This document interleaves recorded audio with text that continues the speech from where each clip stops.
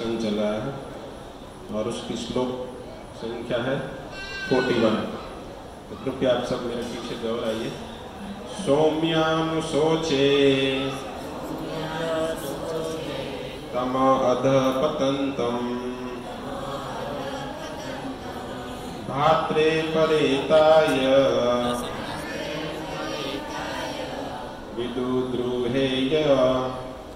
विदुद्रुहेय निर्यार्पितो येन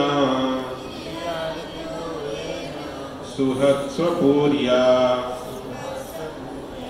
अहं स्वपुत्रान् समनुवर्तने सौम्यानुशोचे तमधपतन्तम् भात्रे परिताय विदुदुहेय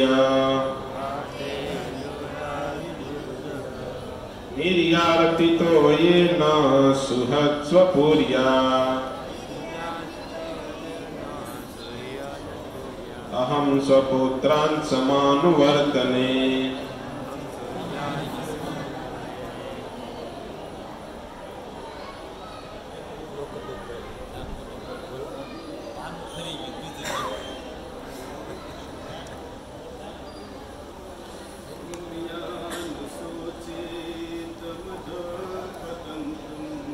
सौम्यानुशोचे तमधपतन्तम्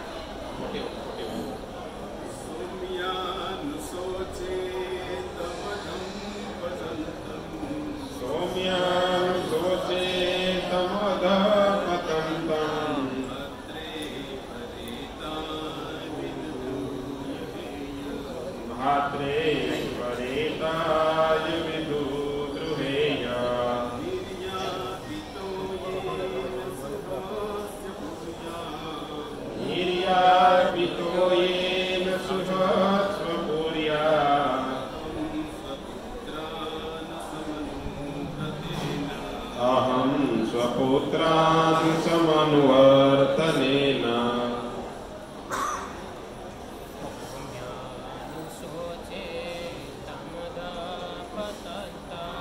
सौम्यानुशोचे तमधपतन्तम्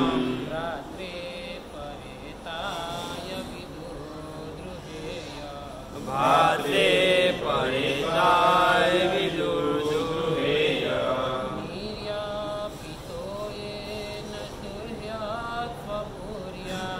निर्यापितो येन सुहत्स्वपूर्या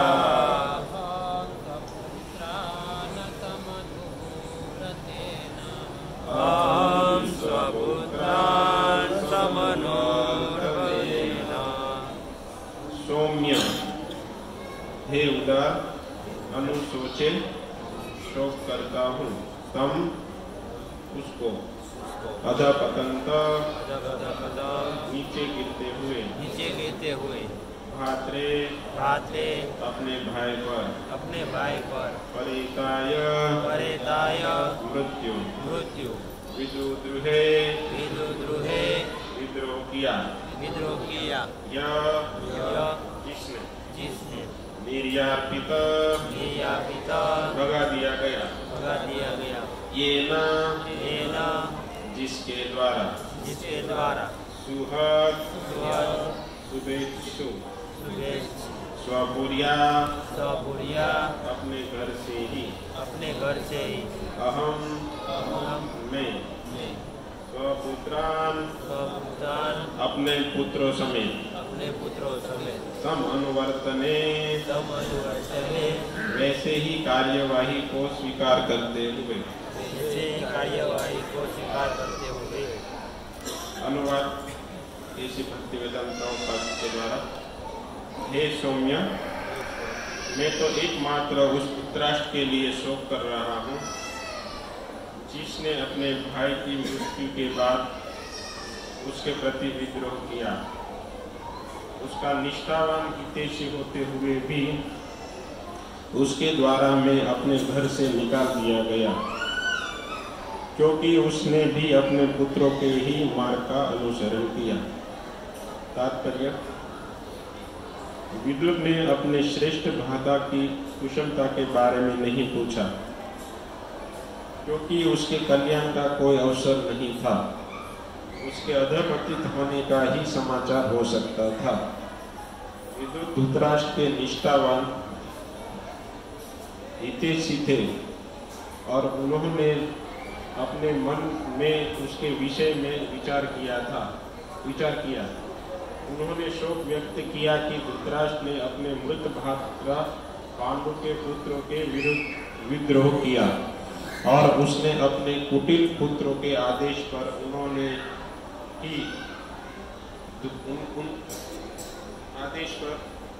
ही उनके घर से निकाल दिया गया। इस कार्य के बावजूद विदुर कभी भी धृतराष्ट्र के शत्रु नहीं बने, प्रत्युत उसके हितैषी बने रहे। यहाँ तक कि धृतराष्ट्र के अंतिम दिनों में विदुर ही उसके एकमात्र असली मित्र सिद्ध हुए। विदुर जैसे वैष्णवों का आचरण ऐसा ही होता है, वे अपने शत्रु का भी भला सोचते हैं। जैसे भक्तिवेदांत स्वामी श्री प्रभुपाद की ओम अज्ञानतिमिरान्धस्य ज्ञानाञ्जनशलाकया चक्षुरुन्मीलितं येन तस्मै श्रीगुरुवे नमः। श्रीचैतन्यमनोभीष्टं स्थापितं येन भूतले स्वयं रूप कदा मह्यं ददाति स्वपदान्तिकं। वन्देऽहं श्रीगुरु श्रीपदकमलं श्रीगुरून् वैष्णवांश्च श्रीरूपं साग्रजातं सहगणं रघुनाथान्वितं तं सजीवं साद्वैतं सावधूतं परिजनसहितं श्रीकृष्णचैतन्यदेवं श्रीराधाकृष्णपादान् सहगणललिता श्रीविशाखान्वितांश्च।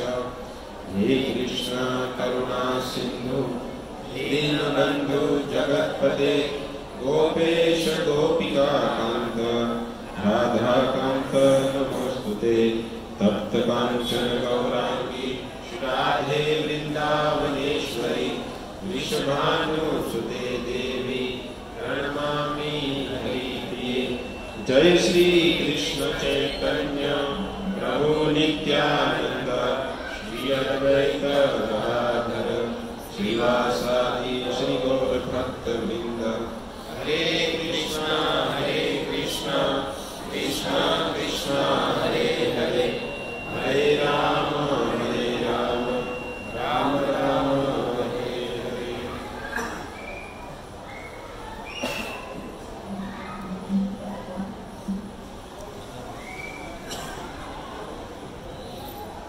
तो आप सब भक्त प्रति मंगलवार इस सत्संग में विदुर जी के इस प्रश्न, जो इस अध्याय का नाम है विदुर जी का प्रश्न, उसको आप सुनते आए हो क्रम से। वास्तव में श्रील प्रभुपाद जी ने इस अध्याय का नाम यथार्थ रखा कि विदुर जी के प्रश्न,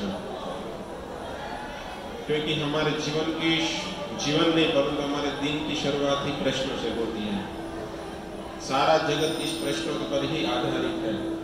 सभी लोग सुबह उठते ही प्रश्न से ही चालू होता है कि आज हम क्या करेंगे, हमें ये करना चाहिए, आज स्टॉक मार्केट क्या है ना, आज हम क्या करेंगे, कौन से ट्रेन पकड़ेंगे। तो प्रायः हम देखते हैं कि सभी जगह पर भौतिक जीवन की यह प्रश्न ही या जिज्ञासा उत्पन्न होती है। परंतु वास्तविक प्रश्न यह है कि जो आत्मा को ही उद्धार किया जाए या भगवान की कथा में रुचि बढ़ाए, ऐसे प्रश्न को पूछना चाहिए, क्योंकि यह प्रश्न ही जीव को सतमार्ग पर लेकर जा सकता है। क्योंकि हमें मनुष्य जीवन जो मिला है वो अत्यंत दुर्लभ मनुष्य जीवन है, सुदुर्लभ मनुष्य जीवन कहा गया है, क्योंकि देवताओं को भी दुर्लभ नहीं है। तो कोई भक्त प्रश्न पूछ सकता है कि मैं क्यों देवताओं को भी दुर्लभ नहीं है मनुष्य जीवन? क्योंकि अगर ये मनुष्य जीवन है वो मुक्ति का एकमात्र मार्ग है। क्योंकि जो स्वर्ग में देवता है उनको भी अगर भगवान के धाम जाना है या इस भौतिक संसार से या इस संसार चक्र से मुक्त होना है तो उसे पृथ्वी पर तो आना ही पड़ेगा। इसीलिए इस मनुष्य जन्म को दुर्लभ मनुष्य जीवन कहा गया है। बिना इस धरातल पर आए हुए कोई व्यक्ति मुक्ति को प्राप्त नहीं कर सकता है, चाहे देवता भी क्यों न हो। यह काफी सिद्धांत है। तो हमें मनुष्य जीवन के विषय में जिज्ञासा करनी चाहिए कि मैं कौन हूँ। जैसे सनातन गोस्वामी ने पहला ही प्रश्न पूछा था चैतन्य महाप्रभु को, आमी के, मैं कौन हूँ और मेरे जीवन का लक्ष्य क्या है और मैं दुखी क्यों हूँ। इस प्रकार व्यक्ति को आत्म तत्व की जिज्ञासा के विषय में प्रश्न पूछना चाहिए। यही वास्तव में जीव को सद्गति प्रदान करने वाला और जीवन के वास्तविक लक्ष्य की और इंगित करने वाला प्रश्न है। ऐसा ही प्रश्न जब नैमिषारण्य में 88,000 ऋषि शुद्ध गोस्वामी को यह प्रश्न पूछा उन्होंने, तो उस प्रश्न का अनुमोदन करते हुए स्वयं व्यासदेव जी बोले श्लोक, पहले स्कंद का दूसरे अध्याय का पहला श्लोक है, इति संस्पृष्टो विप्राणाम भोग हर्षणाम। तो ये जो 84,000 ऋषि थे वो यज्ञ में लगे हुए थे, क्योंकि कलयुग आने वाला था। उतने में ही सुद गोस्वामी आए। जैसे ही सुद गोस्वामी आए उनको पता चला कि ये भागवत के बड़े विद्वान हैं और इन्होंने स्वयं सुखदेव गोस्वामी की सभा में भागवत को सुना है। तो ऐसे जैसे ही उन्होंने पता चला कि सुद गोस्वामी जैसे महाभागवत इस नैमिषारण्य नामनी भूमि पर आए हुए हैं, तो उन्होंने तुरंत ही उस यज्ञ को बंद कर दिया। जबकि वो कलयुग से बचने के लिए यज्ञ कर रहे थे, परंतु उन्होंने देखा कि ये भागवत के विद्वान आए, महाभागवत आए हैं, तो भागवत कथा से बढ़कर कोई बड़ा यज्ञ नहीं हो सकता। तो उन्होंने तुरंत उस यज्ञ, बहुत बड़ा यज्ञ, लाखों साल चलने वाला, हजारों साल चलने वाला यज्ञ था, भागवत में लिखा गया। और उन हजारों वर्षों तक चलने वाले यज्ञ के लिए उन्होंने सामग्रियां भी इकट्ठा कर ली थी। उन सब यज्ञ को पानी डाल कर बंद कर दिया और उन 88,000 ऋषियों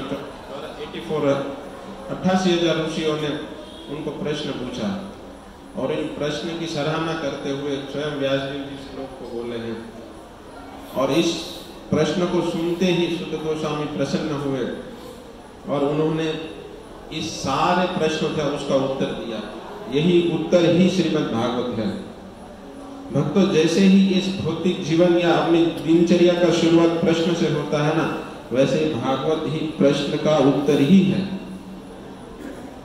सबसे पहला जो संवाद चल रहा था वो है सुद गोस्वामी और नैमिषारण्य के 84,000 ऋषियों के बीच में पहला संवाद चल रहा था, वहां भागवत चल रहा था। ये लिंक आप पकड़िए, मैं आपको लिंक बता रहा हूँ। जब आप शुरू में भागवत का पहला अध्याय निकालेंगे तो सीधा ही 84,000 ऋषियों का, 88,000 ऋषियों का ही वर्णन आता है। और उन लोग यज्ञ कर रहे थे, सुद गोस्वामी आए और उनके बीच में जो संवाद हुआ वो भागवत का संवाद हुआ। और उसी के अंतर्गत दूसरे अध्याय में राजा परीक्षित और सुखदेव गोस्वामी के बीच में ये जो भागवत का प्रसंग हुआ।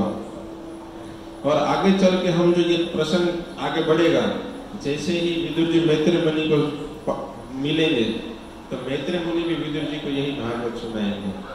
तो ये तीनों लिंग से पूरा भागवत चल रहा है। ये तीनों के बीच में संवाद है और ये तीनों में एक विशिष्टता है कि सबने प्रश्न पूछा है। महाराज परीक्षित ने भी सुखदेव गोस्वामी को प्रश्न पूछा है। पहले अध्याय के पहले स्कंद के अंतिम अध्याय में राजा परीक्षित ने सब प्रश्न पूछे हैं। तो उस प्रश्न को भी सहारते हुए सुखदेव गोस्वामी ने उस प्रश्न की सराहना की, प्रशंसा की और उन्हें कहा कि वर्यन ऐसा प्रश्न तो लोक हितन रिपम, हे राजा, आपके द्वारा जो प्रश्न किया गया है वो वास्तविक लोक हित के लिए है। अभी तक जो प्रश्न हुए थे उसमें लोगों का हित नहीं था, उसमें केवल भौतिक जीवन में फंसने वाला ही विषयों की, भौतिक जीवन के फंसने वाले विषयों में ही जिज्ञासा की गई थी। परंतु हे राजन, आपने जो जिज्ञासा की है वो वास्तविक लोकहित के लिए जिज्ञासा की गई है, जिसमें लोगों का कल्याण होगा, भला होगा। ऐसे प्रश्न पूछे। क्यों ऐसे प्रश्न श्रील प्रभुपाद जी ने उसके तात्पर्य में लिखा है कि यह प्रश्न श्रेष्ठ इसीलिए है क्योंकि यह प्रश्न भगवान कृष्ण के विषय में पूछा गया है, भगवान कृष्ण की लीलाओं के विषयों में प्रश्न पूछा गया है। क्योंकि भगवान कृष्ण ही ईश्वर परम कृष्ण सर्वश्रेष्ठ है भगवान, तो उनके विषय में पूछा गया प्रश्न भी श्रेष्ठ है। क्योंकि भगवान श्रेष्ठ है तो भगवान की संबंधित वस्तुएं भी श्रेष्ठ हैं। वर्यानेश प्रश्न, सुखदेव गोस्वामी महाराज परीक्षित के प्रश्न को सुनते ही अत्यंत आनंदित हो गए और उन्हें सोचा सही श्रोता मिला है ना। वास्तविक प्रश्न ऐसे पूछने चाहिए जो लीलाओं को वर्धन करने वाले हैं, जो तत्व जिज्ञासा के विषयों में है, ऐसे प्रश्न को पूछना चाहिए। तो इस प्रकार जैसे सुत गोस्वामी ने भी 88,000 ऋषियों के प्रश्न को भी सहारा, प्रशंसा किया, वैसे ही सुखदेव गोस्वामी ने भी महाराज परीक्षित के इस प्रश्न को भी प्रशंसा की। आगे चल के जब मैत्र मुनि को मिलेंगे, उद्धव जी को बोलेंगे कि जब भगवान कृष्ण इस धराधाम से अंतर्धान हुए,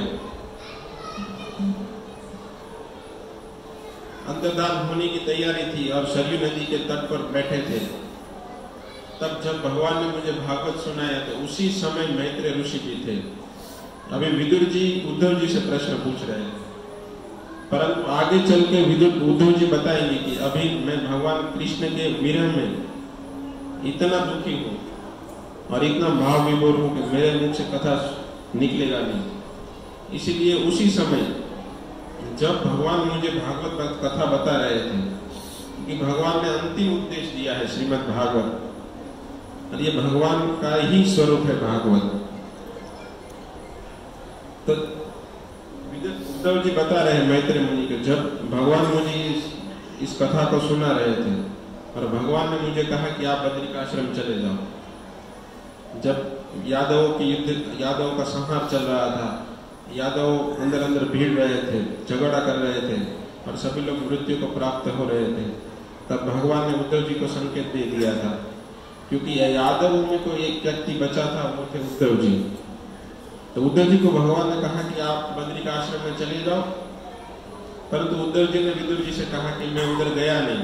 क्यों? क्योंकि मुझे भगवान के पास जाना था और भगवान के पास में गया। उस समय भगवान अकेले ही बैठे थे वृक्ष के नीचे। जैसे ही बैठे थे मुझे कथा सुनाना चालू किया, तुरंत इधर मैत्रेय मुनि आए। तो जो भगवान ने कथा मुझे बताई है वही कथा मैत्रेय मुनि ने भी सुनी है। आगे चल के 5वें अध्याय में विदुर जी मैत्रेय मुनि से मिलेंगे और फिर उन दोनों के बीच में विदुर जी मैत्रेय मुनि को प्रश्न पूछेंगे और उसी प्रश्न का उत्तर भी मैत्रेय मुनि देंगे। तो उसमें भी जब विदुर जी ने प्रश्न पूछा 5वें अध्याय में, और प्रश्न पूछने के बाद उनकी प्रश्न की भी प्रशंसा की गई। साधु पुष्टम त्वया साधु लोकन अनुग्रहता।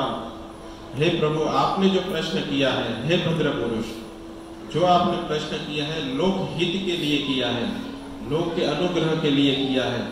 इसलिए हे विदुर जी, आपकी कीर्ति चारों लोकों में फैलेगी। क्यों फैलेगी? क्योंकि आपके हृदय में भगवान हरि है, आपके हृदय में भगवान हरि का वास है। तो इस प्रकार ऐसे सुंदर प्रश्नों को पूछा और इस प्रश्न से ही सिर्फ श्रीमद् भागवत निकला। कभी कभी वक्ता इतना बोलने को उत्सुक नहीं होता है, परंतु जैसे ही कोई श्रोता का प्रश्न होता है तो खुश हो जाता है और फिर वो बोलना चालू करता है। तो सुखदेव गोस्वामी ने देखा कि महाराज परीक्षित, भले उस सभा में हजारों ऋषि बैठे थे, सभी अलग अलग ऋषियां बैठे थे, परंतु सुखदेव गोस्वामी की नजर केवल सुत गोस्वामी और महाराज परीक्षित के ऊपर ही थी। और महाराज परीक्षित के प्रश्न को देखते हुए ही सुखदेव सुखदेव गोस्वामी उत्साहित हो गए और उन्होंने पूरा भागवत सुनाया। और इधर मैत्रेय मुनि ने भी विदुर जी की उत्कंठा को देखते हुए पूरा भागवत सुनाया। और फिर विदुर जी प्रश्न पूछेंगे कि किस प्रकार भगवान की सृष्टि हुई है, किस प्रकार भगवान की लीलाएं हुई, किस प्रकार भगवान के अवतारों को आप सुनाएंगे। उसी क्रम में ये तीसरा अध्याय है, जिसमें यहाँ तीसरा से चौथा अध्याय तक मैत्रेय और विदुर जी के बीच में संवाद चलेगा। तो इस प्रकार 3 संवाद चल रहे हैं। तो विदुर जी को जब उद्धव जी से मिले, आप लोग सुन रहे हैं कि विदुर जी पूरा यदुवंश के विषय में, पांडवों के विषय में प्रश्न पूछ रहे हैं। वो कैसे है, देवकी जी कैसी है, वसुदेव जी कैसे है, महारानी कुंती कैसी है, उनके पुत्र कैसे हैं, यादव कैसे हैं। वास्तव में विदुर जी को पता चल गया था कि भगवान कृष्ण इस धराधाम को छोड़कर चले गए हैं। जब कोई प्रिय व्यक्ति चला जाता है तो हमको भी विश्वास नहीं होता है, इसीलिए हम किसी को पूछते हैं कि वो कैसे है ना। वैसे विदुर जी जब तीर्थ यात्रा में निकले थे तब उनको पता चल गया था कि भगवान कृष्ण अंतर्ध्यान हो गए हैं। तो उसी विषय में प्रश्न पूछते हुए इस 41वें श्लोक में वो कह रहे हैं कि सौम्यानु सोचेतम अवतंतम। मुझे उन्होंने धृतराष्ट्र के विषय में नहीं पूछा। तो यहाँ प्रश्न हो सकता है कि विदुर जी तो महाभागवत थे, तो विदुर जी ने ऐसे चुगलीबाजी क्यों की, है ना। जो भक्त होता है, जो महाभागवत होता है, वो कभी भी कोई भी उनको दुख दे या उनका अपमान करे तो कभी किसी दूसरे को बताता नहीं है इस फलाने व्यक्ति ने मेरा अपराध किया है। और प्रभुपाद जी ने भी इस श्लोक के तात्पर्य में विदुर जी का महाभागवत के लक्षणों को बताते हुए उनकी सराहना की, उनकी प्रसन्नता की। और उन्होंने कहा कि प्रभुपाद जी ने लिखा है कि विदुर जी जैसे महाभागवत थे, इनकी बुराई करते हुए उनको घर से निकाल दिया, फिर भी वो धृतराष्ट्र के विषय में सोच रहे हैं। मतलब उनका धृतराष्ट्र के प्रति प्रेम था और ये महाभागवत का लक्षण है। अगर कोई व्यक्ति उसके साथ बुरा भी करता है तो महाभागवत उसका हित ही सोचता है। तो यहाँ प्रश्न हो सकता है कि भाई विदुर जी जैसे महात्मा ऐसा क्यों बोल रहे हैं कि धृतराष्ट्र के लिए मैं शोक नहीं कर रहा हूं और उसने मुझे घर से निकाल दिया। क्योंकि महाभागवत होता है वो आत्मिक स्तरों पर रहता है, वो कभी शारीरिक स्तर पर नहीं रहता है। क्योंकि उनको पता रहता है मैं शरीर नहीं परंतु आत्मा हूँ। ये शरीर मुझे जो मिला है वो कुछ समय के लिए और मेरे कर्म अनुसार ये शरीर मिला है। तो यहाँ एक प्रश्न होना चाहिए, क्यों विदुर जी ऐसा बोल रहे हैं, क्यों ऐसा बोल रहे हैं कि भाई मुझे घर से निकाल दिया। विदुर जी को कोई फर्क नहीं पड़ता था घर से निकाल दे, क्योंकि विदुर जी को उस धन के प्रति या उस पद के प्रति या उनकी किसी अपने शरीर तक किसी के प्रति आसक्ति नहीं थी। अगर जो आसक्ति होती तो उधर से निकलते ही नहीं, क्योंकि वो भी भले दासी के पुत्र थे परंतु उनका भी हस्तिनापुर के ऊपर हक था। परंतु ये उद्धव जी ने जब पूछा कि भाई आप क्यों घर से निकाल दिए गए, अथवा उद्धव जी ने जो प्रश्न पूछा बीच में कि भाई हे विदुर जी तो आप घर से क्यों निकल गए और आप क्यों तीर्थ यात्रा पर निकल गए, इतना बड़ा युद्ध हो रहा था। तब जाकर विदुर जी ने बताया, उद्धव जी ने पूछा तब जाकर विदुर जी ने बताया। विदुर जी ने ऐसे ही सीधा नहीं बता दिया कि मुझे घर से निकाल दिया। अगर वो उसको बोलना ही था तो ये कितना 41 श्लोक है, उससे पहले बोल सकते थे। परंतु जब उद्धव जी ने बताया कि प्रभु आप क्यों ये घर छोड़कर चले गए और आपने क्यों धृतराष्ट्र को नहीं समझाया, इतना बड़ा युद्ध हो रहा था तो आपने उसको समझाया क्यों नहीं। तब उस प्रश्न के उत्तर में ये 2 श्लोक बोल रहे 41 और 42 श्लोक में बोले सोहम माने में इसलिए मैं तीर्थ यात्रा पर चला गया। क्यों चला गया, क्योंकि यह जो धृतराष्ट्र था उन्होंने अपने ही पिता का सम अनुवर्तने उसके पिता ने धृतराष्ट्र ने दुर्योधन का ही पद चिन्ह का अनुसरण किया। और ये धृतराष्ट्र पहले से खल तो था ही, दुष्ट बुद्धि का तो था, परंतु उसका महाखल पुत्र हुआ दुर्योधन। उसकी संगति के कारण तम अधः पतंत, माने वो पतित हो गया। और इस जो पुत्र थे, उस पुत्र ने विदुर जैसे महात्मा को गाली दी और उनको कहा कि तुम तो दासी के पुत्र हो, एक रखेल के पुत्र हो, तुम्हारा कोई हक नहीं बनता है, आप यहाँ से चले जाओ। परंतु वास्तव में विदुर जी भले दासी के पुत्र थे, परंतु वो महाभागवत थे। विदुर जी कोई सामान्य व्यक्ति नहीं थे, वो साक्षात यमराज के ही अवतार थे।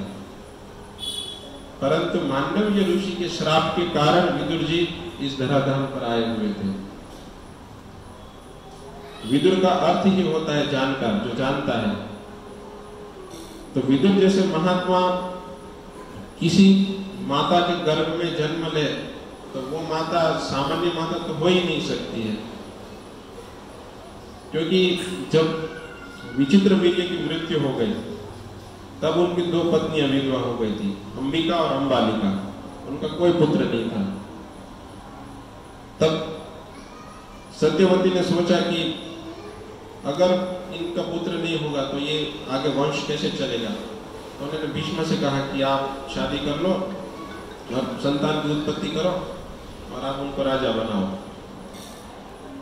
पर भीष्म पितामह तो उनकी अखंड ब्रह्मचर्य की प्रतिज्ञा थी, तो भीष्म पितामह ने सीधा ना बोल दिया कि हे माता, मैंने अपने पिता को वचन दिया है, मैं कोई शादी वादी करने वाला नहीं हूं, आपको जो करना है वो कीजिए। तब भीष्म पितामह ने ही उनको एक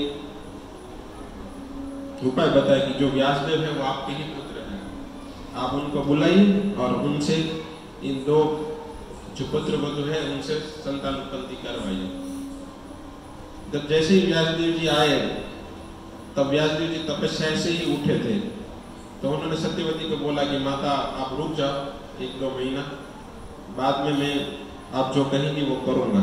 परंतु सत्यवती की इतनी जल्दी थी कि नहीं, आप अभी ही ये संतान उत्पत्ति कर लो। तब सबसे पहले एक रूम में अंबिका को भेजा गया, नहीं अंबिका को भेजा गया। जैसे ही अंबिका को भेजा तो व्यासदेव जी के स्वरूप को देखकर एकदम पीली पड़ गई। तो उससे जो पुत्र हुआ वो हुए महाराज पांडु। और फिर अंबालिका गई। अंबालिका ने व्यासदेव जी के स्वरूप को देखते ही आंखें बंद कर ली, तो उनका पुत्र अंधा धृतराष्ट्र हुआ। तो व्यासदेव जी ने माता सत्यवती को बताया कि आपके ये दोनों पुत्र हैं, एक तो रोगी होगा, दूसरा होगा वो अंधा होगा। तब सत्यवती ने व्यासदेव जी से कहा कि आप एक काम कीजिए, आप एक और बार अंबिका से दिव्य दृष्टि द्वारा उनको संतान की उत्पन्न करवाइए। तब व्यासदेव ने बोला ठीक है। तो अंबिका पहले ही इतनी डर गई थी कि उन्होंने अपनी दासी को भेज दिया। वो दासी इतनी भगवान की भक्त थी और वो व्यासदेव जी के बारे में जानती ही होगी कि व्यासदेव जी भगवान की शक्ति अवतारी है। तो उन्होंने व्यासदेव जी को देखा तो डरी नहीं। क्योंकि डरी नहीं? क्योंकि वो भगवान की भक्त थी और व्यासदेव जी को सही सही जानती थी। तो जैसे ही व्यासदेव जी ने दृष्टि उसके ऊपर डाली, वो गर्भवती हो गई और उनसे जो संतान हुई वो है महाभागवत विदुर। क्योंकि विदुर जी को मांडव्य ऋषि का श्राप था। एक बार मांडव्य ऋषि अपनी कुटिया में तपस्या कर रहे थे। जब तपस्या कर रहे थे तो उसी समय रात में चोरी करके कुछ चोर जो चुराया हुआ धन था वो उस कुटिया में रखकर चले गए। तो जो राजा के सिपाही थे उस धन को ढूंढते ढूंढते ढूंढते ढूंढते मांडव्य ऋषि की कुटिया पर आ पहुंचे और उन्होंने देखा कि यहाँ धन तो पड़ा हुआ है, क्योंकि चोर लोग वहां रखकर भाग गए थे। तो सिपाहियों ने मांडव्य ऋषि को दोषी समझते हुए पकड़ लिया और उनको राजमहल लेकर गए। तो मांडव्य ऋषि को उस राजा ने शूली पर चढ़ाने का श्राप दे दिया, उनको सजा दी कि आप उनको शूली पर चढ़ा दीजिए। परंतु मांडव्य ऋषि महायोगी थे, उनको सूली पर चढ़ाया, परंतु उनका शरीर छूटा नहीं। वो अपनी आत्मा से सीधा ही दूसरे शरीर से वो सीधा ही यमपुरी चले गए, यमराज के पास। और यमराज को पता है कि क्योंकि मानवीय ऋषि इतना समर्थ थे, यमराज को पता है कि भाई मेरा क्या दोष है, मैंने तो अपने जीवन में कोई पाप नहीं किया है, तो आप मुझे किस बात की सजा दिलवाई है, क्यों मुझे आपने सूली पर चढ़वा दिया। तब यमराज जी ने देखा तो उन्होंने कहा कि आप जब 8 साल के थे तब आपने एक पतिंगा को एक कांटे से चुभाया था, और उसी पाप के फल स्वरूप आपको इस प्रकार सूली पर चढ़ाया गया है और आपके अंदर ये सूली को रखा गया है। तब मांडव्य ऋषि ने कहा कि भाई ये तो 8 साल का बालक है, उसको सही गलत की कोई पहचान ही नहीं होती है, और उस समय आपने इस प्रकार इतना बड़ा कठोर दंड दिलवा दिया। तब मानवीय ऋषि ने यमराज जी को श्राप दिया कि आपको धरातल पर पृथ्वी पर जाना पड़ेगा और एक दासी के गर्भ से जन्म लेना पड़ेगा। तो ये विदुर जी साक्षात यमराज धर्मराज थे और धर्म को जानने वाले थे। तो ऐसा महान व्यक्ति अगर किसी के गर्भ में आता है तो सामान्य माता तो हो ही नहीं सकती है, परंतु ये खल बुद्धि का था दुर्योधन, उसको पता नहीं था, विदुर जी का वो अपमान कर रहा था। क्योंकि जिसके पिता व्यासदेव जी हो, उसकी जिसकी माता ऐसी भक्त हो, उस और उनको पता था कि विदुर जी सच में नीति वाले हैं और सभी नीतियों को जानते हैं, परंतु खल होने के कारण, दुष्ट होने के कारण वो अपनी सही स्थिति को समझ नहीं रहा था और इतना अहंकारी हो गया था। अहंकारी होने के कारण दुर्योधन अपना सही गलत नहीं समझ रहा था। जब व्यक्ति के जीवन में अहंकार हो जाता है ना, तब व्यक्ति किसी की नहीं सुनता है। आप उसको सच भी बताओ ना तो वो सुनता नहीं है। दुर्योधन को सच बता रहे थे और विदुर जी ने सीधा धृतराष्ट्र को बोला था कि आप इसको मार दो। जब जन्मा तभी बोला था कि मार दो, ये पूरे कुरुवंश को खा जाएगा। वो इतना खल है, क्योंकि जब दुर्योधन का जन्म हुआ तब कौवे रो रहे थे, गीद चिल्ला रहे थे, कुत्ते भौंक रहे थे, सभी अपशुकन हो रहे थे। ये महाभारत में लिखा हुआ। और विदुर जी ने तुरंत बोला कि धृतराष्ट्र तुम इसको मार दो, परंतु वो धृतराष्ट्र इतना मुंह में था अपने पुत्र के मोह के कारण वो उसको मार नहीं सका और उसको पाला। धृतराष्ट्र पहले खल तो था ही, इस श्लोक में लिखा है भात्रे परे ताए, अपनी भाई की मृत्यु के बाद उसने विद्रोह किया। क्यों विद्रोह किया? राज प्राप्त करने के लिए। भात्रे परे ताए विदुद्रोहे, माने विद्रोह कर दिया। ऐसा अपनी भाई की मृत्यु हो गई है, देख रहे हैं कि उनकी विधवा पत्नी है, उनके 5 बच्चे हैं, फिर भी उसका विरोध कर रहा है। और ये द्वापर युग की घटना है। कलयुग में तो प्राय ऐसा देखा जाता है, परंतु इस द्वापर युग की घटना में ये धृतराष्ट्र इतना दुष्ट तरीके से वो अपने भाइयों के पुत्रों का और अपने उनकी जो गद्दी थी उसका गद्दी को छीन लिया और उसके ऊपर वो बैठ गया। वास्तव में उसकी थी ही नहीं, वो तो महाराज पांडु की थी। और जो महाराज पांडु के उत्तराधिकारी युधिष्ठिर महाराज थे, वही सही उसके उत्तराधिकारी थे, परंतु वो खल होने के कारण, वो दुष्ट बुद्धि होने के कारण उसने उसका विद्रोह किया। तो इस प्रकार विद्रोह करने के कारण उसका अधःपतन हो गया और नीचे गिर गया। कौन? धृतराष्ट्र। वास्तव में धृतराष्ट्र था वो समअनुवर्तन है। दुर्योधन का पद चिन्हों पर चलने के कारण उसका अधःपतन हो गया था।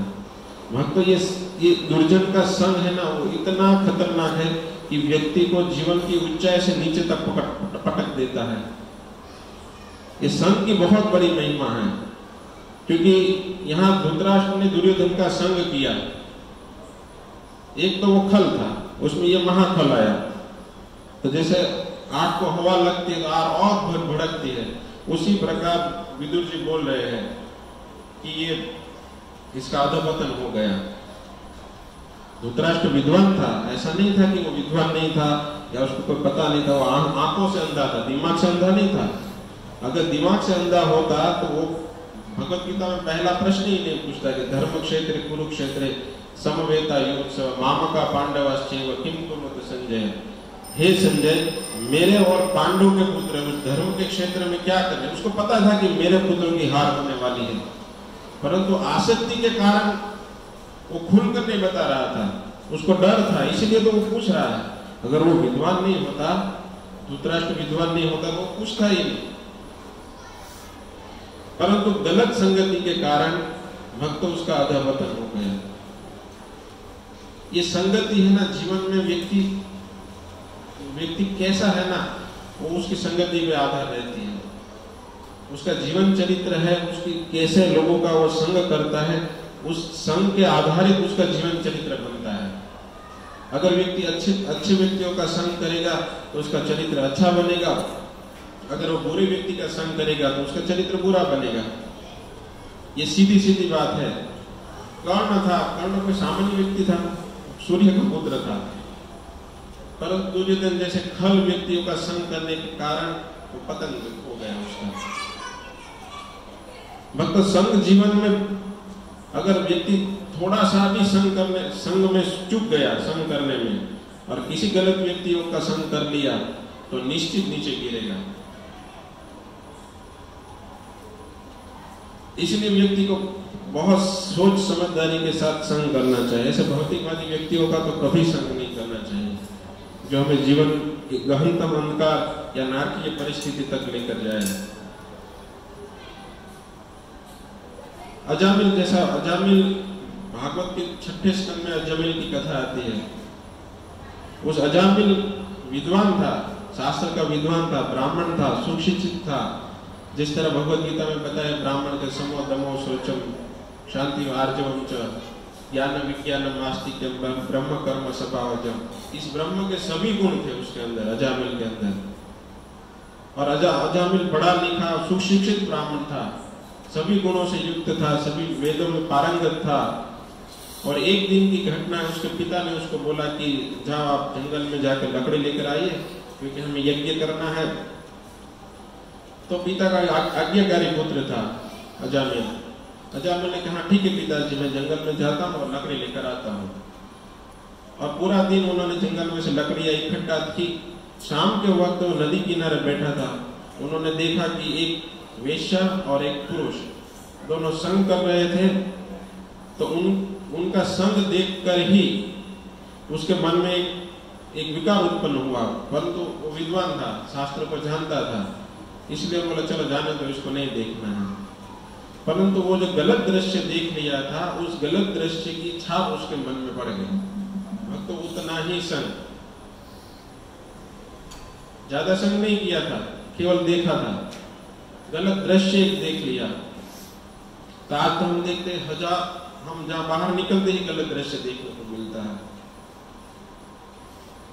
तो ऐसी परिस्थितियों में जब तक हम साधुओं का संग नहीं करेंगे, भागवत कथाओं को श्रवण नहीं करेंगे, तब तक बचना मुश्किल है। अजामिल इतना विद्वान था, हम तो इतने विद्वान भी नहीं, हमने शास्त्र की ज्ञाता है, फिर भी एक दृश्य गलत देख लिया, उसके मन में वो छाप उत्पन्न हो गई। और पूरी रात वो सोचता रहा कि हर तो आनंद ले रहा था और ये भौतिक जीवन में ही आनंद है, मैं तो खाली पीली इस यज्ञ में पड़ा हूँ, तपस्या कर रहा हूँ। मन उसका पूरा चंचल हो गया और उसका पतन हो गया। और तब भी वो गया और उस आदमी को मारकर उस वेश्या को घर लेकर आया। जो अजामिल विद्वान था, ब्राह्मण था, और ब्राह्मण के सारे गुणों से नीचे गिर गया और एक शूद्र बन गया। अपने पिताजी को मार दिया, अपनी माता को मार दिया, जितना पैसा था उन सभी पैसाओं को उस वेश्याओं के पीछे उड़ा दिया। और ऐसा जो पवित्र ब्राह्मण था, अभी वो इतना अपवित्र हो गया कि उन्होंने एक भी ऐसा पाप जो बाकी नहीं था करने के लायक, वो सभी पाप को कर दिया उसने। इतना सुशिक्षित ब्राह्मण केवल एक गलत दृश्य की वजह से कहां से कहां पहुंच गया। तो आज तो हम देखते हैं कि इस भौतिक जगत में मोबाइल तुरंत खोलो, संग सीधा आप जो भी देखना चाहो देख सकते हो। ऐसी परिस्थितियों में जब तक सत्संग नहीं होगा, भागवत कथाओं का श्रवण नहीं करेंगे या ज्ञान को नहीं प्राप्त करेंगे, तब तक इसे बचना मुश्किल है। देखो धृतराष्ट्र का पतन हो गया, अधपतन दिख रहे हैं, उसके बारे में क्या पूछूं? विदुर जी बोल रहे हैं क्या क्या मैं पूछूं उसके बारे में? जिसका पतन ही हो गया है उसको मैं क्या पूछूं? जो मर ही चुका है, जिसकी आत्मा ही मर चुकी है, उसके शरीर के विषय में मैं क्या पूछूं? ये अजामिल के प्रसंग से हमको शिक्षा लेनी चाहिए। जब तक हम साधुओं का संग नहीं करेंगे, जब तक भागवत श्रवण नहीं करेंगे, तब तक भक्त बचना मुश्किल है। उसमें भी ये कलियुग, थोड़े बाहर निकले गलत पोस्टर, गलत एडवर्टाइजमेंट, मन को मोहित करने वाली वस्तुओं, जो केवल संसार में फंसाने वाली वस्तु है, उसी वस्तुओं का एडवर्टाइजमेंट चल रहा है। तो हम कैसे बचेंगे? इसीलिए रामायण में कहते हैं कि बिनु सत्संग विवेक न होई, बिना सत्संग से विवेक होना मुश्किल है। और ये कैसे होगा? राम कृपा जब होगी तब ये सुलभ होगा। बिनु राम कृपा सुलभ न होई। भक्त ये कहीं कहीं कितने लोग हैं, परंतु कितने लोग सत्संग में आते हैं? और जिसके ऊपर राम की कृपा होगी वही सत्संग में आएगा ना। क्योंकि सत्संग से ही व्यक्ति को ज्ञान प्राप्त होगा। ऐसा नहीं है कि सत्संग उनके सब लोग साधु बाबा बन जाएंगे या ब्रह्मचारी बन जाएंगे, नहीं। परंतु थोड़ा सा भी ज्ञान अगर व्यक्ति को होगा तो वो गलत रास्ते से जाने से वो एक बार तो सोचेगा। प्रभुपाद जी उस प्रसंग को जब सुना रहे थे, अजामिल के प्रसंग को, तो प्रभुपाद जी ने कहा कि वो इतना सुशिक्षित ब्राह्मण था, पंडित था, शास्त्र का विद्वान था, फिर भी वो क्यों फंसा? उसके पास तो ज्ञान था, फंसना नहीं चाहिए था, उसको फंस गया, क्यों फंसा? तो प्रभुपाद जी उसका उत्तर देते हैं कि वो नित्य भागवत नहीं सुन रहा था या नित्य शास्त्रों का अध्ययन नहीं कर रहा था। इसीलिए प्रभुपाद जी ने कहा कि नित्य भागवत से निकले नहीं, हमें नित्य भागवत को श्रवण करना चाहिए, सुनना चाहिए, पढ़ना चाहिए, है ना। सब सांप और नौलिया की जब झगड़ा होता है ना, तब सांप जहरी रहता है, परंतु वो नौलिया रहता है, वो इतना उस्ताद रहता है, वो धीरे धीरे धीरे धीरे धीरे वो जो जहर काटने वाली जो वनस्पति है ना, उसके पास लेकर जाता है, और जैसे काटता वनस्पति खा लेता है, और धीरे धीरे जब सांप का जहर उतर जाता है उसको मार देता है। तो उसी प्रकार माया से युद्ध मतलब सांप के साथ ही युद्ध है, परंतु जो वनस्पति है वो हरि नाम है और भागवत है। तो यही हमें गलत रास्ते जाने से बचाएगी। ये मनुष्य जीवन मिला है, उसको सार्थक कर लेना चाहिए, पवित्र बनाना चाहिए। क्योंकि गलत संग तो अजामिल ने तो एक दृश्य एक ही बार देखा था। हम तो मोबाइल साथ में लेके दृश्यों का भंडार लेकर घूमते हैं और मन उधर चला ही जाता है। परंतु अगर व्यक्ति सत्संग में होगा तो उसको विवेक प्राप्त होगा। जब विवेक प्राप्त हो जाएगा तो उसका मोह दूर हो जाएगा, और जब मोह दूर हो जाएगा ना, तो उस रामचरण के प्रति रति उत्पन्न हो जाएगी, उस कृष्ण चरण के प्रति रति उत्पन्न हो जाएगी।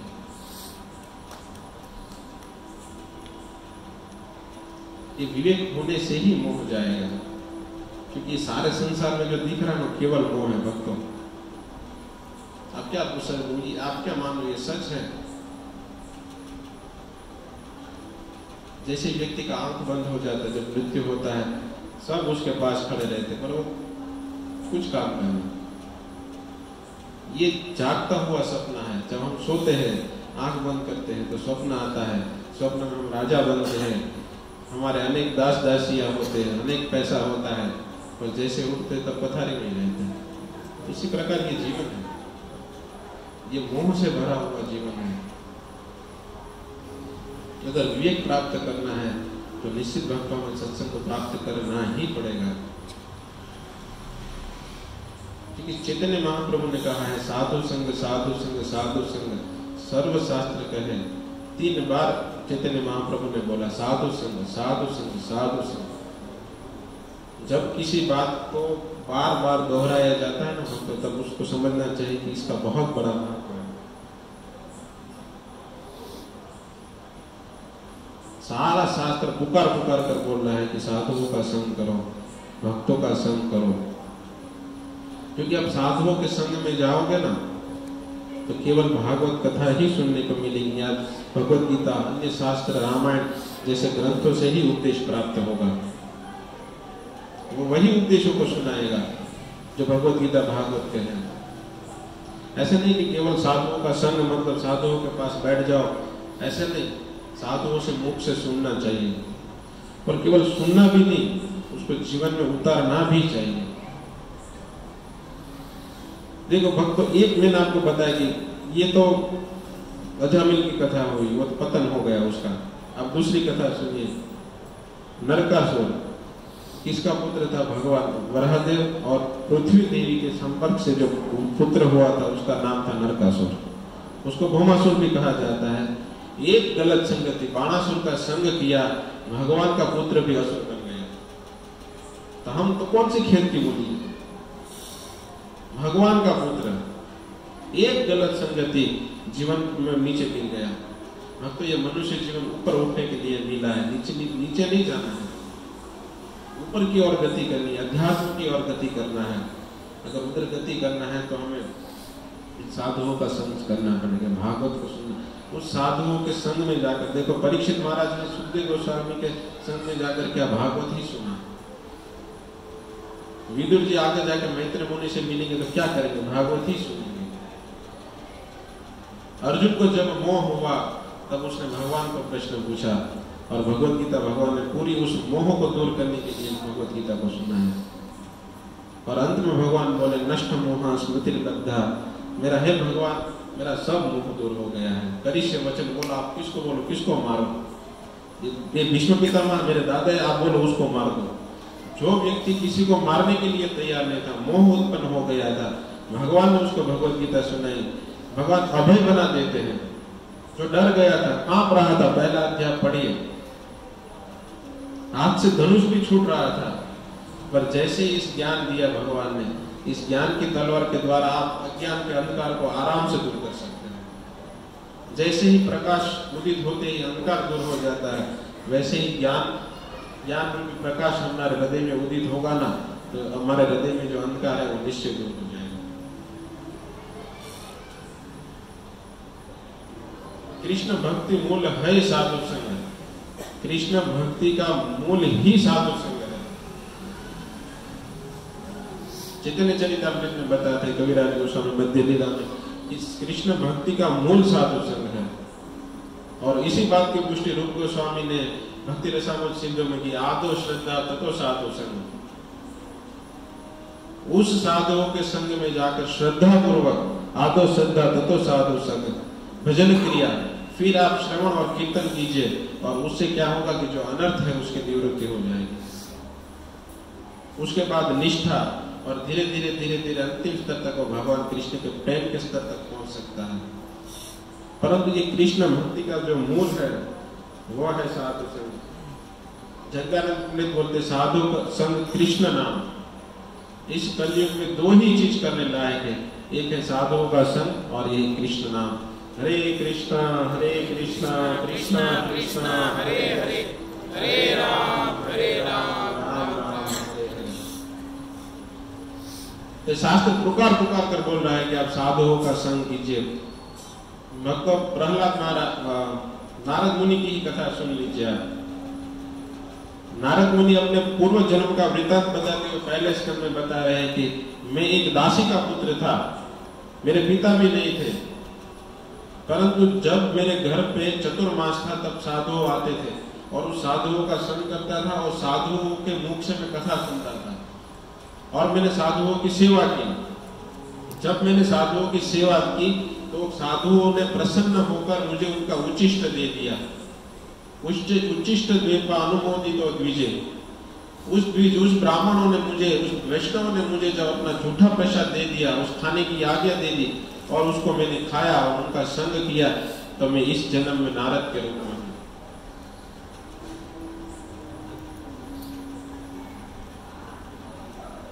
अब वाल्मीकि की कथा को भी सुनिए। वाल्मीकि बड़ा पापी था, उसने एक ऐसा पाप नहीं था जो नहीं किया हो। वो जब पशुओं को मारता था, पूरा नहीं मार देता था, अधमुआ कर देता। वो जब तड़पता था तो उसको नारद मुनि ने देखा ये तो बहुत बड़ा खल है। नारद मुनि का संग हुआ। नारद मुनि ने कहा कि जाओ तुम ये पाप कर रहे हो, उसका भागीदार अपने पत्नी बच्चे या अपने घर वाले बनेंगे। तो जब वो मृगारी उधर से आया तो नारद मुनि को बताया कि नहीं, कोई भी नहीं उसका भागीदार बनेगा। तब नारद मुनि ने कहा कि आप भगवान के राम के नाम का जप कीजिए। उस वाल्मीकि को राम भी बोलना नहीं आता था, मरा मरा बोलकर मरा मरा बोला, लेकिन सीधा हो गया राम राम। आज वो वाल्मीकि जी कितने साल हो गए सतयुग में, उन्होंने रामायण लिखी, बाद में भगवान राम का जन्म हुआ। आज भी वाल्मीकि को पूज रहे हैं। एक साधु का संग, एक गलत संग जीवन की निम्न अवस्था में पहुंचा देता है, और एक शुद्ध साधु का संग जीवन की उच्चतम अवस्था तक पहुंचा सकता है। कहाँ वाल्मीकि एक मृगारी थे, एक पशुओं का मांस खाने वाले, उसको मारने वाले, और वो कहाँ पहुंच गए? भगवान की पूरी कथा लिख दी, और उसको सार्थक करने के लिए भगवान राम का एक अवतार का कारण है। वाल्मीकि जी ने जो लिखा था, उस लिखावट को सार्थक करने के लिए उनका जन्म हुआ, भगवान राम का। ये संत की बहुत बड़ी महिमा है। ध्रुव महाराज, उनकी माता ने उसको, उसके पिताजी ने, उनकी साहु की माता ने उनको बोल दिया कि आप नहीं बैठ सकते हो अपने पिता की गोद में। परंतु जैसे ही नारद मुनि जैसे भक्तों का संग मिला, उनको उनके पिता से भी बड़ा राज्य ध्रुवलोक मिला। ये साधु संग का प्रभाव है। यहाँ जो अधपतंतम सीधा लिखा है कि उसका पतित हो गया था संग के कारण। दुर्योधन जैसे दुष्ट पुत्रों के संग के कारण उसका पतन हो गया था। विदुर जी जैसे महात्मा थे, कौरव वंश में नहीं थे ऐसा नहीं था, परंतु श्रद्धा भी होनी चाहिए ना। बोल बोल के थक गए। जब थक गए और अंतिम में उनको घर से निकाल दिया, तब जाकर विदुर जी वहां से निकल गए। इतना अपमानित किया तब जाकर वो गए। और जैसे ही भागवत की कथाकार और महान आचार्य कहते हैं कि जैसे ही विदुर जी कौरव सभा से निकले, वैसे ही कौरव सभा में जो बैठे थे उन सभी राजाओं की, सभी राजकुमारों की आयु को भरते हुए निकल गए। इतना पाप करने पर भी, इतने वैष्णव पांडवों को, महाभागवतों को सताने पर भी दुर्योधन क्यों जीवित था? क्योंकि वहां विदुर जैसा महात्मा थे। इसलिए जब तक ऐसे महात्मा रहते तब उस खल का भी तो उखाड़ नहीं सकता है। परंतु जैसे ही विदुर जी उस कुरुवंश से निकल गए, उस हस्तिनापुर से निकल गए, पूरा हस्तिनापुर का विनाश हो गया। वैसे ही जैसे ही विभीषण जी उस लंका से निकले, सारे लंका के राक्षसों का प्राण लेकर निकल गए। लंका टिकी इसलिए थी कि विभीषण जैसा महात्मा था उधर। महत कृपा बिना कौन धर्म नाय। जब तक महत कृपा नहीं होगी, साधुओं की कृपा नहीं होगी भक्त, तब तक जीवन में कृष्ण भक्ति तो दूर की बात है, इस संसार का भी विनाश नहीं होगा। ऐसे साधुओं की कृपा को प्राप्त करना चाहिए, ऐसे साधुओं का संग करना चाहिए, ऐसे साधुओं की संगति करनी चाहिए। प्रहलाद महाराज की 7वें स्कंद के 5वें अध्याय के 31वें श्लोक में बताते हैं, नेशाम मति तावत गुरु क्रमांग्री स्पर्शंत अनर्थ पगमो यदर्थ। जब तक, हे भगवान, जब तक हम उन भगवान के चरणों के प्रति जिसकी रति है, ऐसे महीयस अकिंचन भक्तों का संग नहीं करेंगे, उनके रज से हम स्नान नहीं करेंगे या उनकी चरण धूलि को अपने सर पर नहीं चढ़ाएंगे, तब तक भगवान के चरण के कमल के प्रति भी हमारी आसक्ति उत्पन्न नहीं होगी। इतनी भक्तों की महिमा है, इतनी महाभागवत की महिमा है। तो ऐसे महाभागवत का अगर कोई अपराध करेगा तो वो थोड़ी ना बचने वाला है, उसका पतन ही होगा। पूरा कुरुवंश समाप्त हो गया एक गलत व्यक्ति के कारण। एक पापी सारी नौका को डुबाता है, उसी प्रकार एक दुर्योधन का संग के कारण पूरी हस्तिनापुर बिखर गए। हस्तिनापुर में ऐसे ऐसे राजा थे, ऐसे ऐसे शूरवीर थे, सब विनाश। कर्ण थोड़ा सामान्य धनुर्धर था, अर्जुन उसके सामने पानी भरता, परंतु गलत संगति के कारण वो कर्ण भी मारा गया। तो गलत संग जीवन में कभी नहीं करना चाहिए। और संग किसका करना चाहिए, किसका नहीं करना चाहिए, विवेक तो केवल सत्संग से ही प्राप्त हुआ।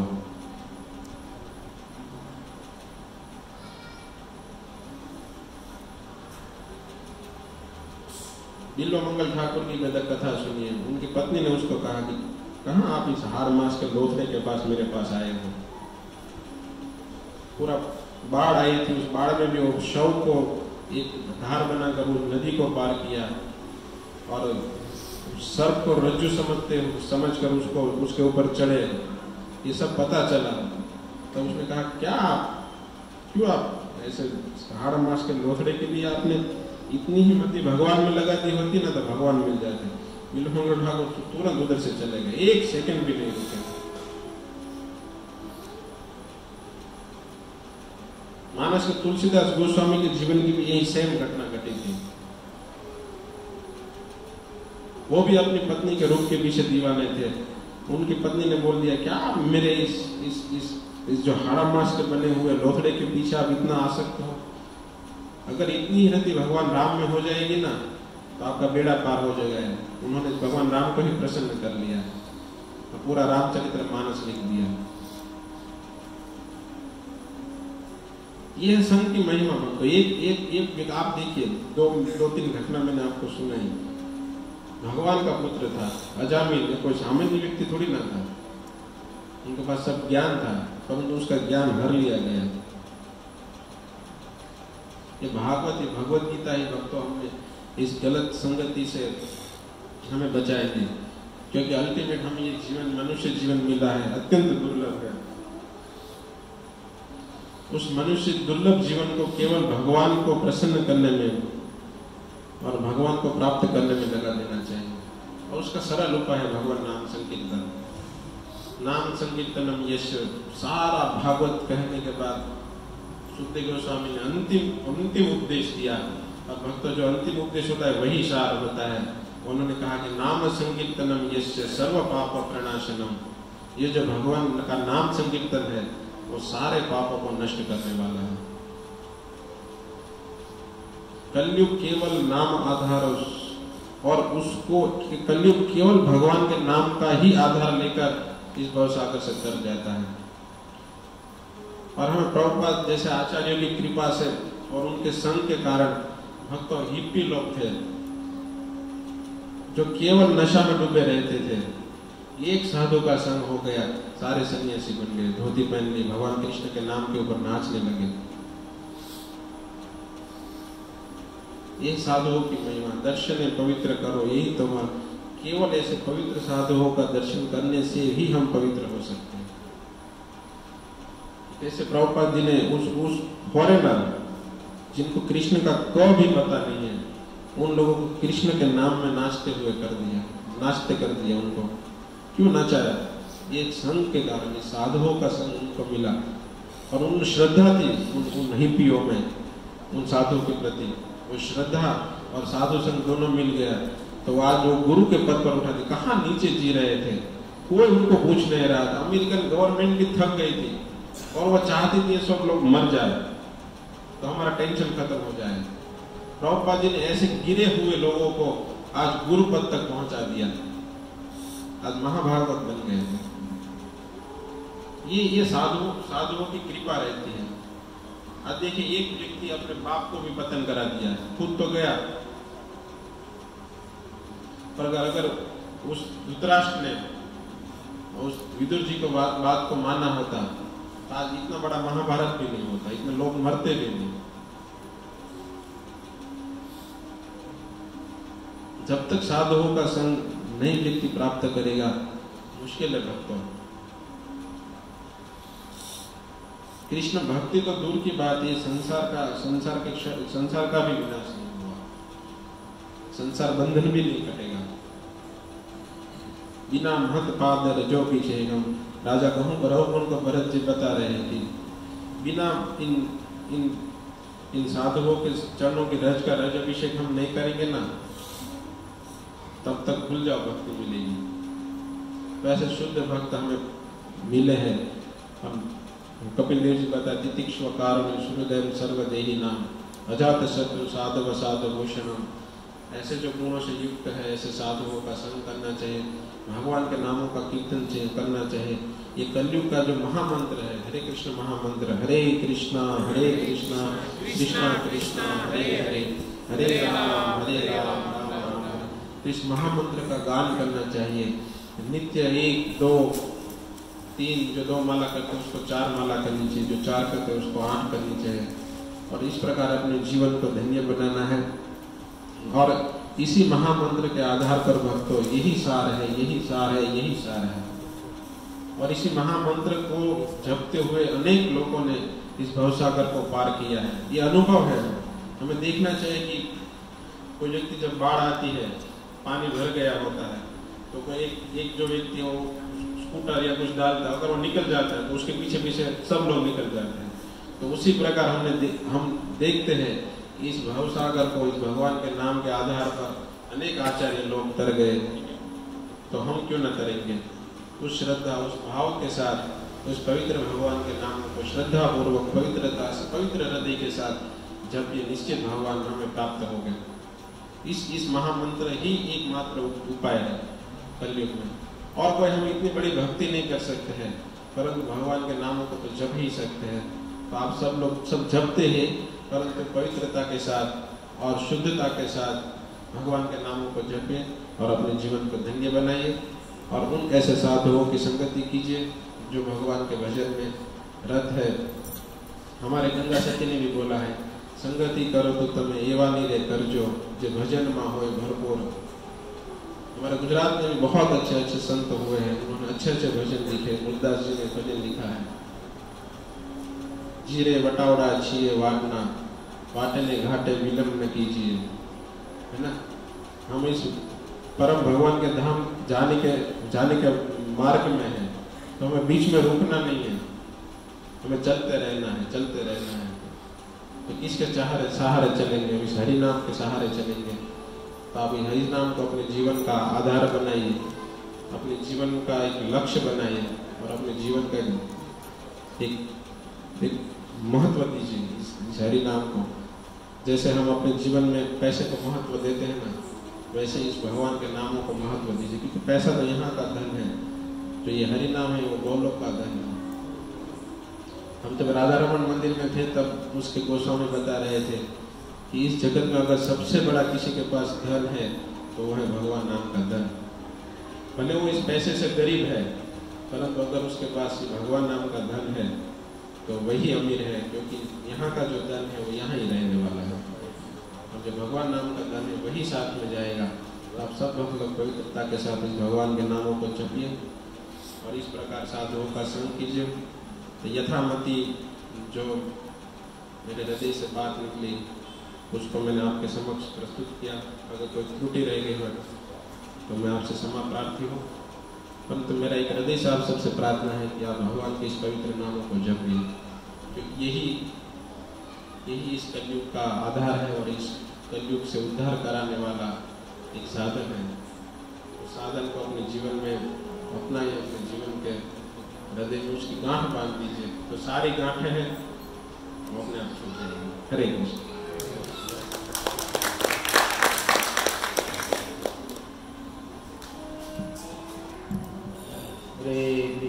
हरे कृष्णा कृष्णा कृष्णा हरे हरे, हरे राम राम राम हरे। खूब खूब धन्यवाद।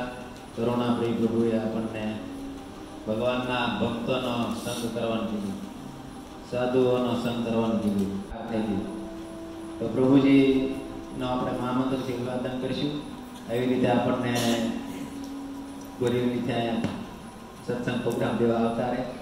પ્રભુજીની અમને સાધના ઘણી ઊંચી છે. અમને 2 વર્ષથી અમની સાધના ઘણી ઊંચી છે, તો એમને આપણે એકવાર મહામંત્રી અભિવાદન કરીશું. હરે કૃષ્ણ કૃષ્ણ કૃષ્ણ હરે હરે હરે રામ રામ રામ હરે. બાપા સીતારામ મંડળી ટ્રસ્ટનો પણ આપણે